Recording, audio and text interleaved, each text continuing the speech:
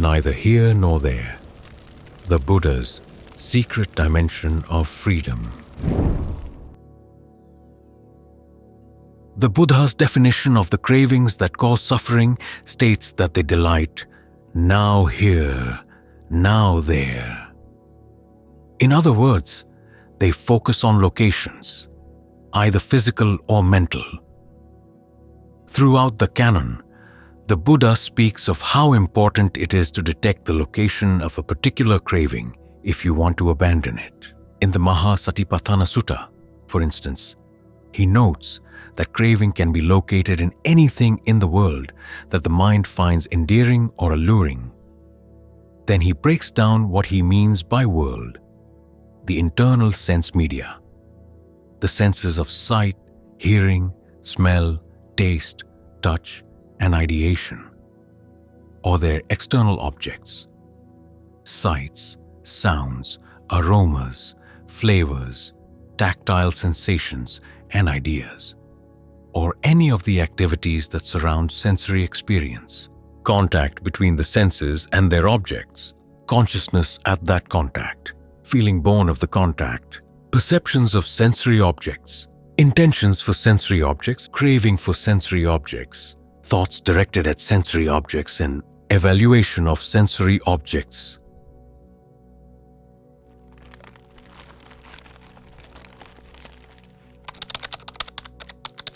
As the sutta states, craving can arise and settle in any of these spots.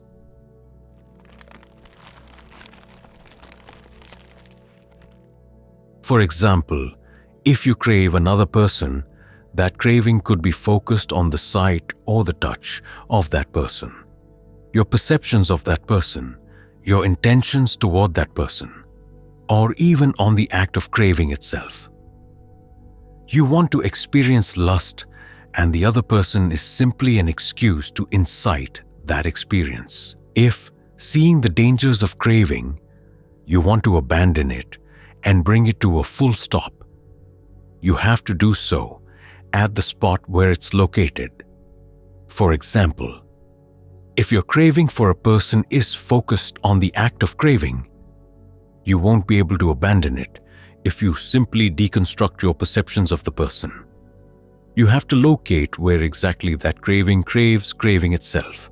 In contrast, the canon states again and again that the end of craving leads to a liberation, unbinding, beyond locations. When there is no you there, you are neither here nor yonder, nor between the two. This, just this, is the end of stress. There is that dimension, monks, where there is neither this world, nor the next world, nor sun, nor moon. And there, I say, there is neither coming, nor going, nor staying, neither passing away nor arising, unestablished, unevolving, without support, mental object. This, just this, is the end of stress, there being no passing away or arising.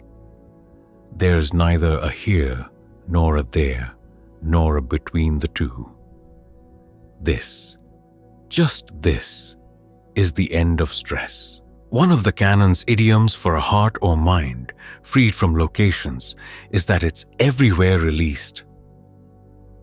Gone to the beyond of becoming, you let go of in front, let go of behind, let go of between. With a heart everywhere released, you don't come again to birth and aging. Sister Suba, I unimpassioned, unblemished, with a mind everywhere released. Knowing the unattractiveness of fabricated things, my heart adheres nowhere at all. When totally awakened, people pass away. They are said to be unbound through unestablished consciousness. The suttas have an analogy for this type of consciousness: a light beam that doesn't land on any surface at all. As the Buddha noted, we've been landing here and there for eons, wandering on from one location to another with craving as our companion. In his terminology, We've been going from one becoming, bhava, to another. What this means is that as a desire gets centered in a particular location, a world comes into focus around that location and we take on a sense of self-identity within that world. This combination of a sense of self operating in a particular world of experience is what's meant by becoming. The fact that a location is the beginning point or nucleus, both of the world of experience and the corresponding sense of self, means that a focal location is central not only to our sense of where we are, but also of who we are. What keeps us wandering from location to location is that as one particular becoming falls apart, we latch onto another desire, around which a new becoming can form.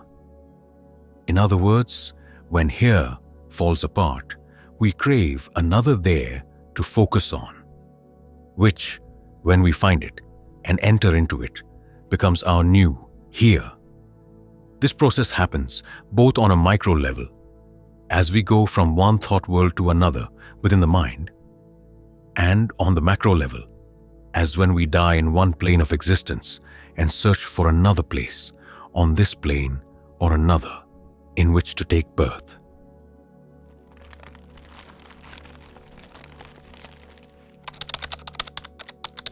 The Buddha's analogy for what happens at death is a fire that latches on to the wind, which carries it a far distance.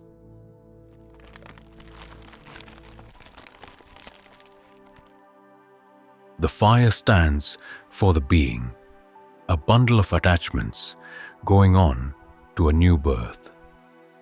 The wind stands for craving, to which the being clings for its sustenance. The place in the far distance to which the fire is carried stands for the next birth. This image gives an idea of how compulsive and undependable the process of rebirth can be. Wind has the potential to be extremely erratic and blind, and fire the potential to be destructive as it spreads. Yet our addiction to the process is strong. It's how we look for happiness, even though, as the Buddha pointed out repeatedly, it's why we keep on creating suffering for ourselves over and over again. If we want to put an end to suffering, we have to put out the fire.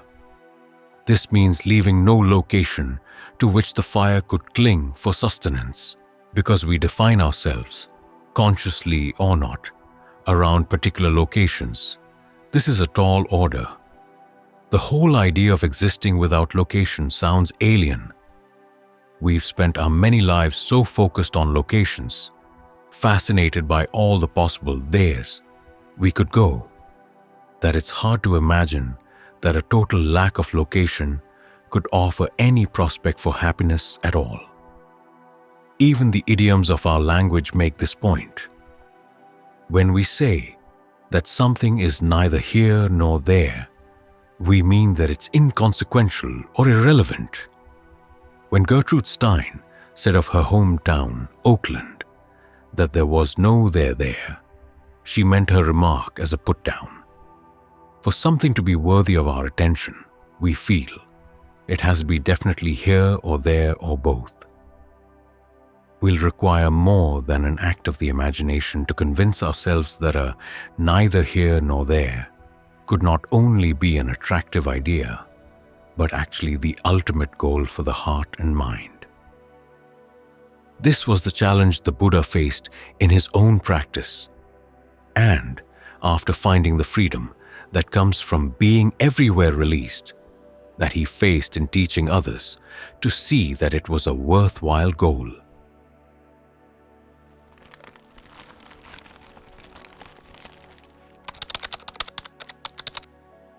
The Buddha's strategies.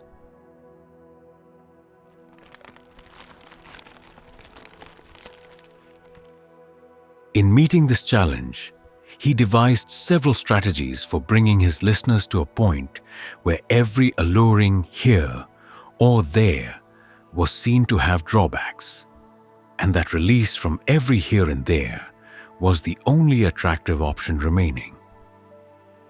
In other words, he had to corner his listeners in such a way that total freedom was the only escape. He accomplished this task through a wide variety of approaches, which fall into two overall strategies. In the first strategy, the Buddha would get his listeners to see that there are levels of being much preferable to the human. Once they set their hearts firmly on going to one of those levels after death, they would be willing to admit the drawbacks of the human level and to abandon any desire to return here. Then he would point out the drawbacks of even those higher levels of being.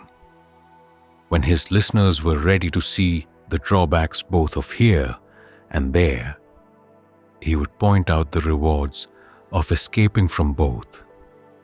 If his listeners were strong in their sense of wanting no here nor there at all, they'd be willing to try the escape.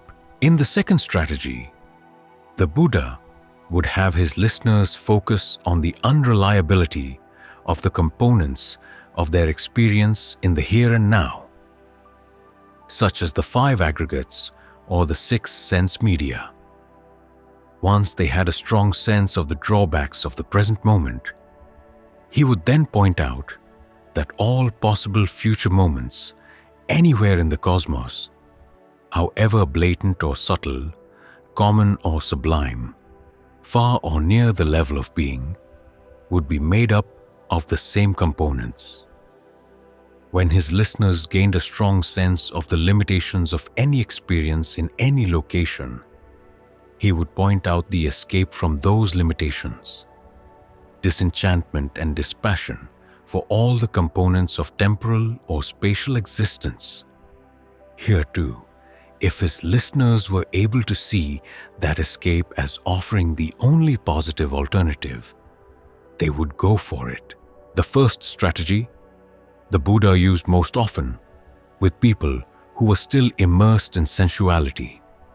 The second, he used primarily with people who had already seen the drawbacks of sensuality and had mastered the alternative pleasure of right concentration.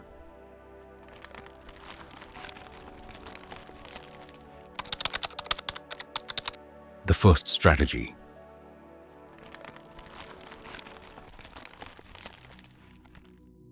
We can learn a lot by looking at some examples of how the Buddha used these overall strategies and adapted them to the cravings of his specific listeners.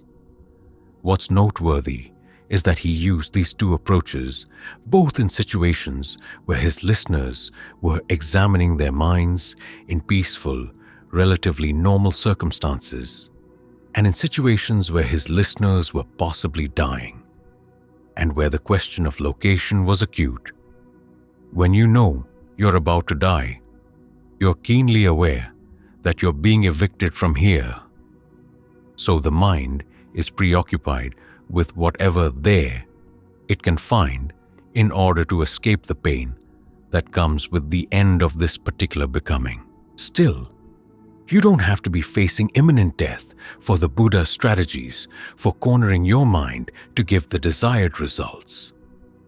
One of the most famous examples of his first strategy, getting you focused on the pleasures of heaven, and then helping you to see that drawbacks of aspiring to heaven, is a case in point. The story concerns the Buddha's half-brother, when Nanda. After ordaining, he finds that he doesn't enjoy the celibate life. He keeps thinking of the Sakyan beauty, who, as he left home, glanced at him with her hair half-combed and said, "Hurry back, master." So he wants to disrobe. When he informs the Buddha of his plans, the Buddha decides to take Nanda's mind off the Sakyan beauty. Holding him by the arm, he levitates up to the heaven of the 33. There Nanda sees 500 dove-footed nymphs. This apparently means that their feet were stained red with henna, waiting on Saka. the ruler of the Devas, of the 33. The Blessed One said to Venerable Nanda, "Nanda, do you see these 500 dove-footed nymphs?" "Yes, Lord." "What do you think, Nanda? Which is lovelier, better looking, more charming? The Sakyan girl, the envy of the countryside, or these 500 dove-footed nymphs?" "Lord, compared to these 500 dove-footed nymphs, the Sakyan girl, the envy of the countryside, is like a cauterized monkey with its ears and nose cut off. She doesn't count. She's not even a small fraction. There's no comparison. The 500 dove-footed nymphs are lovelier, better looking, more charming. Then take joy, Nanda. Take joy. I am your guarantor for getting 500 dove-footed nymphs. If the Blessed One is my guarantor for getting 500 dove-footed nymphs, I will enjoy leading the holy life under the Blessed One." They then return to earth. Nanda begins to practice with his mind set on the reward he'll get after death. But word gets out among the monks as to why he's practicing so seriously. So they start addressing him as they would a hired hand or a person who's been bought out. He wants to be paid with nymphs. You can imagine how Nanda, raised in the noble warrior caste, would find their comments extremely shameful and degrading. And this is apparently what the Buddha had in mind. So Nanda now starts meditating in earnest. We can assume that this means developing right view, right concentration, and all the other factors of the path. And as a result, he gains full awakening. He then goes to the Buddha to release him from his promise of 500 nymphs, only to learn that at the moment when he, Nanda, awakened, the Buddha was automatically released from that promise. Another example of this strategy of focusing a person's mind on the pleasures of heaven and then undercutting any desire to go there also concerns one of the Buddha's relatives, this time his cousin, Mahanama. The Buddha has been spending the rains retreat near Mahanama's home, and now, at the end of the rains, is getting ready to set off wandering. Mahanama comes to him with a question. If in the Buddha's absence, a discerning layperson is approaching death, how should that person be advised? The way the Buddha addresses this question shows that discerning layperson in this instance means a stream winner, someone who has had a first taste of the deathless. He tells Mahanama to remind the person that he is endowed with the virtues of a stream winner, which should allay his fears of going to a bad destination. Then the Buddha recommends asking the person if he has any worries or concerns about his family. If he does, Mahanama should remind him that he's now in a position where he can't do anything for his family, so he should set his mind on abandoning those concerns. Once this has been accomplished, Mahanama should ask the dying person if he has any concerns about leaving behind the sensual pleasures of the human world. If the dying person says yes, after all, stream winners have not fully mastered right concentration, and they haven't yet abandoned the fetter of sensual passion. Mahanama should call his attention to the fact that the pleasures of one of the lower levels of the sensual heavens, the Devas of the 4 great kings, are more splendid and refined than human sensual pleasures. He should set his heart on those. Once the dying person has managed that, Mahanama is to get him to set his heart on ever more refined levels of the sensual heavens, and then on the non-sensual pleasures of the Brahmas. These pleasures are those of at least the first level of right concentration. Even though the dying person may not have mastered right concentration, he would have had at least a taste of right concentration at his experience of stream entry. If the dying person can bring the pleasure of that concentration to mind, then Mahanama is to remind him that even the Brahmas are subject to the sufferings entailed in self-identity. The dying person should set his heart on abandoning self-identity. If he can manage that, then his mind can become fully released. In both of these cases, the Buddha's strategy is first to get his listener to see the drawbacks of the pleasures of the human realm by focusing on the more refined pleasures of the heavenly realms. This helps to loosen the listener's attachment to here. Then the Buddha gets him to see the drawbacks of even the heavenly realms. In Nanda's case, he does this indirectly by allowing Nanda to see that if he focuses on heavenly pleasures, he'll be subject to ridicule, and that the desire for heavenly pleasures is in and of itself degrading. In the case of the dying layperson, the approach is more direct. Even the pleasures of right concentration, as experienced by Brahmas, are inherently subject to the pains and sufferings associated with maintaining a sense of self-identity. This helps to loosen the listener's attachment to there. When the listener finds himself confined by the choice between here and there, in other words, he sees the need to choose between the two, in and of itself, as confining, and there's no better location to go to, then the mind is ready for the opening that leads beyond that choice, and so beyond locations of every sort.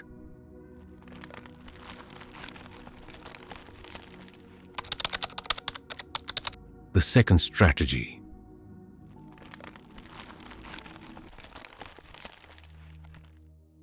As for the Buddha's second strategy, pointing out the drawbacks of the components making up present moment experience, and then teaching that all possible experience on any level of the cosmos would be composed of the same components. Here again, there are cases where he uses this strategy with people in more normal circumstances, and cases where he uses it with people facing imminent death. An example of the first case is the Buddha's second discourse.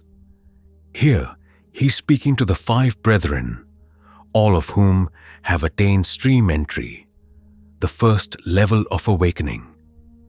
In his first discourse, the Buddha has already taught them that clinging to the 5 aggregates of form, feeling, perception, fabrications, and consciousness constitute suffering. In their experience of stream entry, either on hearing the first discourse or soon after, they have already had a taste of what it's like to abandon clinging for the aggregates momentarily. Now, he's going to show them how to abandon that clinging for good. The process involves 3 main steps. The first step is a questionnaire. The Buddha asks the brethren to examine each of the aggregates one by one to see if that aggregate is constant or inconstant. The answer: inconstant. If something is inconstant, is it easeful or stressful? Stressful. If something is inconstant and stressful, is it fitting to regard it as, this is mine, this is myself, this is what I am? No, this questionnaire leads to a clear value judgment that the component factors that make up here are not worthy of clinging or laying claim to. The second step is to extrapolate from here. The Buddha notes that all instances of the aggregates, past, future, or present, internal or external, blatant or subtle, common or sublime, far or near, are also to be regarded with right discernment as, this is not mine, this is not myself, this is not what I am. In other words, any possible there is also not worth clinging to.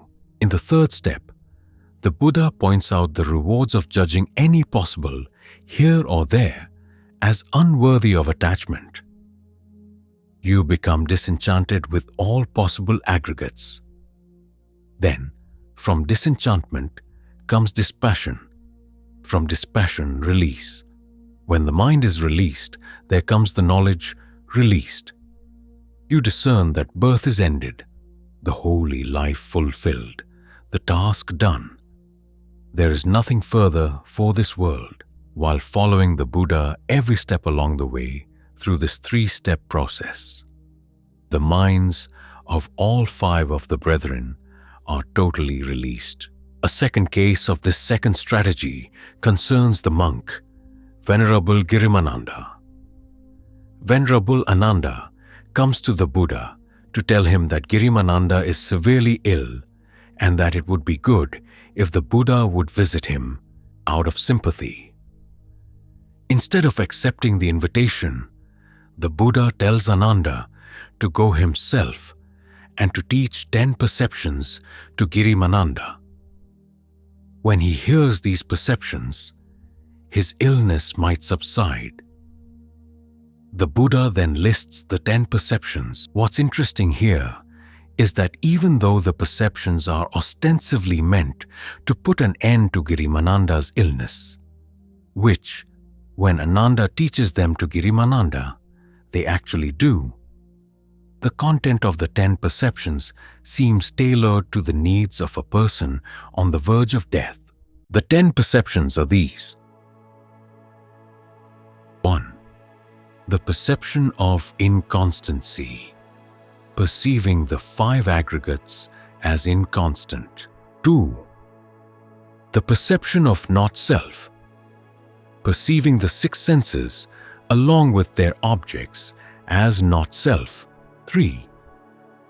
The perception of unattractiveness, analyzing the body into its many unclean parts. 4. The perception of drawbacks, listing many of the diseases to which the body is prey. 5.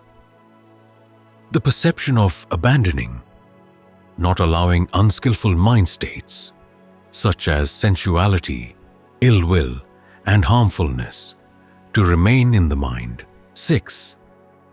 The perception of dispassion, perceiving the dispassion leading to unbinding as something exquisite. 7. The perception of cessation, perceiving the cessation leading to unbinding as something exquisite. 8. The perception of distaste for any world, abandoning any attachments for or obsessions with any world at all. 9. The perception of the undesirability of all fabrications, developing a sense of horror and disgust toward all fabrications. 10. Mindfulness of in and out breathing, training in the Buddha's standard 16-step formula for practicing breath meditation. These perceptions fall into 4 classes. Perceptions in the first class, 5 and 10, concern practices for getting the mind beyond thoughts of sensuality and into right concentration. Perceptions in the second class, 1 and 2, concern the drawbacks of the fabricated components that go into making up the experience of here. Perceptions in the third class, 8 and 9, concern the drawbacks of any possible world of rebirth there, inasmuch as all worlds are composed of fabrications. Perceptions in the fourth class, 6 and 7, focus on dispassion and cessation as an excellent alternative to both here and there. Perceptions 3 and 4, focused on the drawbacks of having a body, play multiple roles. As adjuncts to 5 and 10, they help get the mind into concentration. As adjuncts to 1 and 2, they focus the mind on the drawbacks of here. Given that desire for the body can lead to rebirth, they also can be used to focus on the drawbacks of there. So even though the perceptions are not listed in the same three-step order as the Buddha's teaching to the five brethren. They contain all the elements of his second major approach for getting his listeners to develop dispassion for here and there, and to see the alternative to here and there as a positive goal. Rather than pinning his hopes on heavenly pleasures, Girimananda is to get his mind in a state of concentration. And from there, he can see, as the Buddha states in AN 936, that even concentration is composed of the aggregates. When he can see the drawbacks of the aggregates even in blissful states of concentration, he's ready for the remaining perceptions and the remaining steps in the Buddha's strategy.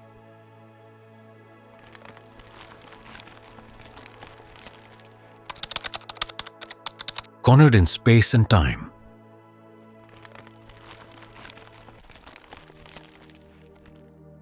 The important point in all these examples is that the Buddha brings his listeners to a mind state in which they are essentially cornered, where they see that the best possible options on which they could set their hearts, either here at this point in space and time or somewhere else in space and time, all have their drawbacks. If they could imagine another spot in space and time that might hold promise for a satisfying happiness, they'd still be able to find a location for their cravings and not be able to let go of them. But if they sense themselves genuinely confined by this range of choices, seeing that no possible location holds any allure, only then will they willingly open their hearts to the possibility of a choice that's neither here nor there. That's how they become totally unbound, by neither staying here nor going someplace else. Because the experience of space and time is defined by choices of here or there, staying or going. The alternative to these choices goes beyond space and time. That's the unconditioned. The Buddha illustrates this point with a simile. When a deva asks him how he crossed over the flood, and he answers, "I crossed over the flood without pushing forward, without staying in place." His statement is sometimes interpreted as meaning that he didn't exert himself too much or too little, but that's not what he's saying. He defied the coordinates of space and time by neither staying here nor going anywhere else there. As he further explains to the deva, he was able to do that because he saw the drawbacks of staying here or going there. When I pushed forward, I was whirled about. When I stayed in place, I sank.